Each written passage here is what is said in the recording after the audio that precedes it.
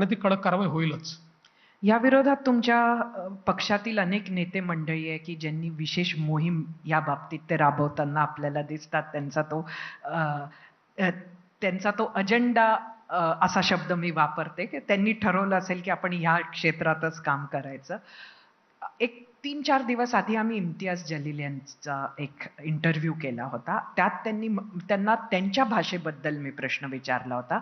तेव्हा त्यांनी म्हटलं होतं की मी अगदी चूप राहायला तयार आहे. मी एकही प्रतिक्रिया देणार नाही.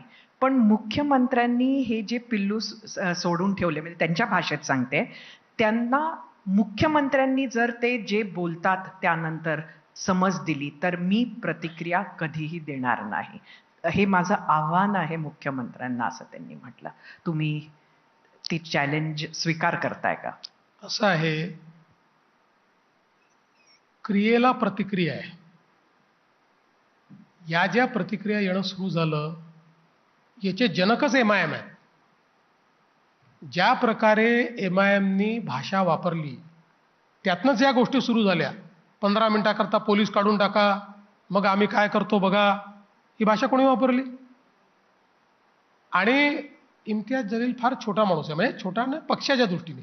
तसा माझा मित्र आहे तो, काही हे, पण त्याच्या पक्षातला फार छोटा माणूस आहे. हे ओवेसींनी म्हणावं. ओवेसींनी ही गॅरंटी द्यावी की ते आणि त्यांच्या पक्षातलं कोणी बोलणार नाही. मी आव्हान स्वीकारतो, मी गॅरंटी देतो, माझ्या पक्षातलं कोणी बोलणार नाही.